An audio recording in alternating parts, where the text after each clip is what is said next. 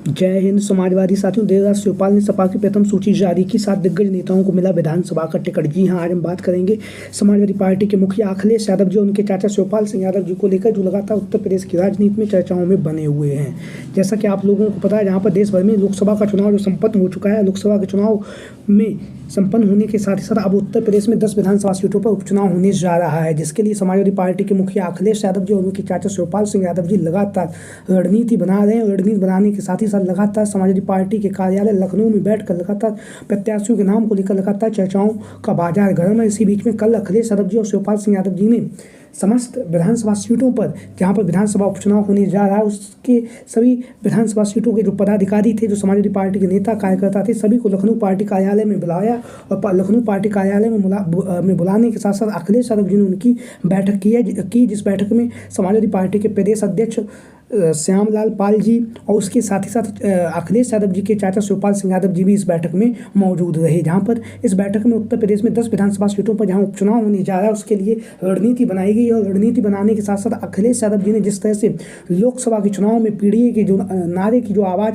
को बुलंदी के साथ उठाया था, उसी आवाज़ के साथ अखिलेश यादव जी अब उत्तर प्रदेश में जहाँ पर 10 विधानसभा सीटों पर उपचुनाव होने जा रहा है, उसकी तैयारियों में जुटे हुए हैं। लगातार लखनऊ पार्टी कार्यालय में बैठकों का दौर जारी, और बैठकों का दौर जारी होने के साथ साथ लगातार प्रत्याशियों के नाम का जो मंथन है वो जारी है। लेकिन अखिलेश यादव ने इसी बीच में 2 विधानसभा सीटों से समाजवादी पार्टी के प्रत्याशियों का ऐलान कर दिया और अन्य जो सीटें हैं वहां से समाजवादी पार्टी के प्रत्याशी के जो नाम है वो तय कर दिए गए हैं। तो हम बात करेंगे सबसे पहले मिल्कीपुर की विधानसभा सीट को लेकर। मिल्कीपुर की जो विधानसभा सीट है, यहाँ से अवधेश प्रसाद पासी के जो पुत्र हैं अजीत प्रसाद पासी का टिकट अखिलेश यादव जी के द्वारा तय कर दिया गया है। अजीत प्रसाद पासी लगातार जनसंपर्क कर रहे हैं, लगातार लोगों के बीच में जा रहे हैं, लगातार मिल्कीपुर की विधानसभा सीट से समाजवादी पार्टी का प्रचार प्रसार कर रहे हैं। वहीं पर जो दूसरी विधानसभा सीट है वो है सीसामऊ की विधानसभा सीट। समाजवादी पार्टी का गढ़ कहा जाने वाला सीसामऊ की जो विधानसभा सीट है, यहाँ से समाजवादी पार्टी के विधायक इरफान सोलंकी जी और उनके पिताजी इससे पहले विधायक रह चुके हैं। और 3 बार इरफान सोलंकी लगातार 2012 से 2022 तक यहाँ से विधायक है। लेकिन यहाँ पर एक केस में इरफान सोलंकी की जो सदस्यता है वो खत्म हो चुकी है, और यहाँ पर विधानसभा उपचुनाव में समाजवादी पार्टी के प्रत्याशी के तौर पर अखिलेश यादव जी ने इरफान सोलंकी की जो पत्नी है नसीम सोलंकी का जो टिकट है वो तय कर दिया है।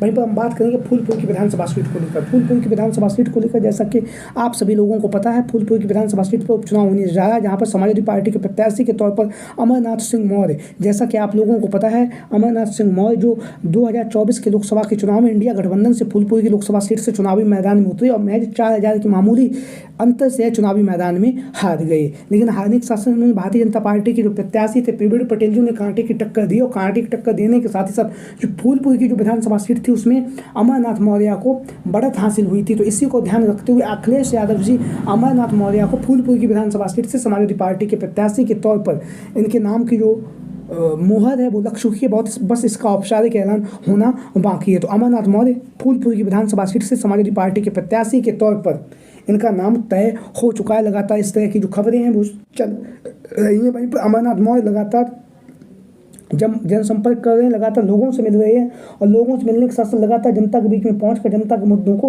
उठा रहे हैं। वहीं पर समाजवादी पार्टी के लिए प्रचार प्रसार भी कर रहे हैं अमरनाथ मौर्य, जैसा कि आप लोग इन तस्वीरों के माध्यम से देख भी रहे हैं। वहीं पर हम बात करेंगे मिर्जापुर की जो मंझवा की विधानसभा सीट है। तो मिर्जापुर की मंझवा की विधानसभा सीट से स्वामी प्रसाद मौर्य के करीबी और समाजवादी पार्टी की तरफ से पूर्व में प्रत्याशी भी रह चुके हैं मंझवा की विधानसभा सीट से दामोदर प्रसाद मौर्य।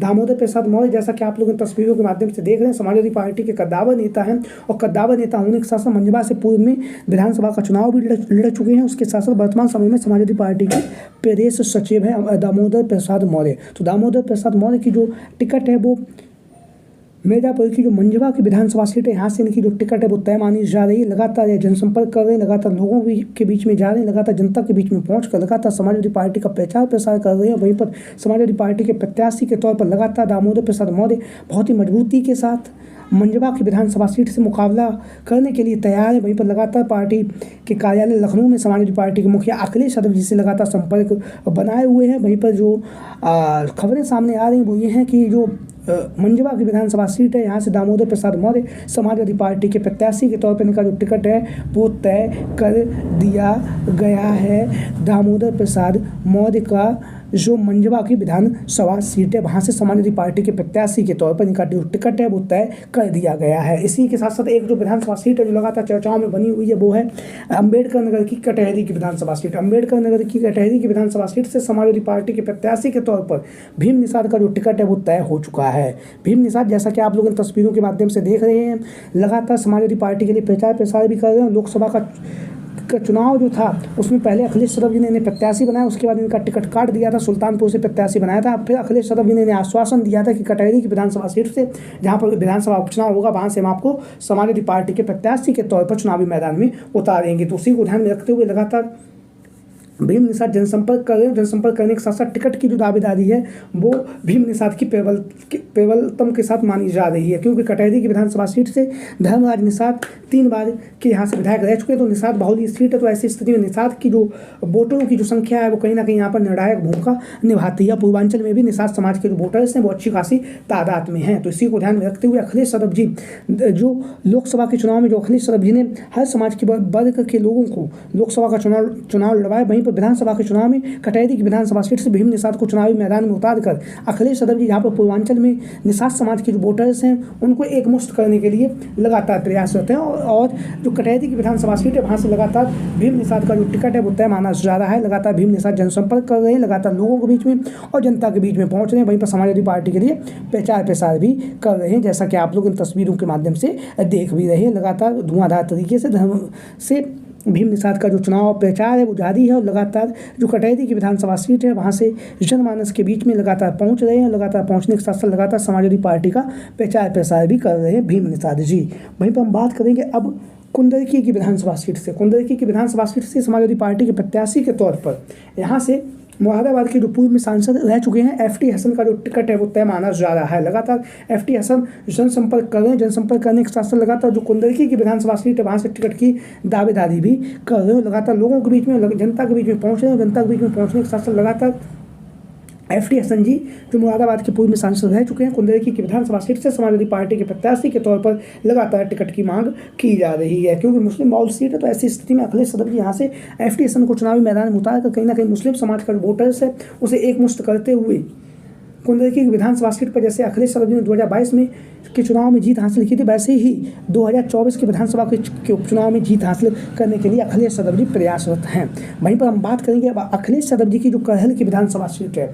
अखिलेश यादव जी की जो कहल की विधानसभा सीट है यहाँ से समाजवादी पार्टी के प्रत्याशी के तौर पर तेज प्रताप यादव का जो टिकट है वो तय हो चुका है। तेज प्रताप यादव, जैसा कि आप लोग इन तस्वीरों के माध्यम से देख रहे हैं, मैनपुरी के पूर्व में सांसद भी रह चुके हैं और पूर्व में सांसद रहने के साथ साथ लगातार जो कहल की विधानसभा सीट है यहाँ से समाजवादी पार्टी के प्रत्याशी के तौर पर लगातार चुनाव प्रचार भी कर रहे हैं। लगातार लोगों के बीच में और जनता के बीच में पहुँच रहे हैं। वहीं पर बहुत ही मजबूती के साथ लोगों के बीच में और समाजवादी पार्टी की भी जो विचारधारा है उसको उठा रहे हैं। वहीं पर एक खबर जो लगातार चर्चाओं में चल रही वो ये है कि अपर्णा यादव को लेकर जो चर्चाओं का बाजार गर्म कि अपर्णा यादव अब समाजवादी पार्टी में शामिल हो सकती हैं, क्योंकि शिवपाल सिंह यादव जी से उनके अच्छे संबंध हैं और शिवपाल सिंह यादव जी अब समाजवादी पार्टी में शामिल हो चुके हैं। तो वहीं पर अब अपर्णा यादव को समाजवादी पार्टी में शामिल होने की जो चर्चाएँ हैं वो काफ़ी तेज़ी के साथ चल रही हैं। अगर अपर्णा यादव जी समाजवादी पार्टी में शामिल होती हैं तो फिर ऐसी स्थिति में कहल की विधानसभा सीट से अखिलेश यादव जी और शिवपाल सिंह यादव जी दोनों ही नेता राजनीति के काफ़ी ज़्यादा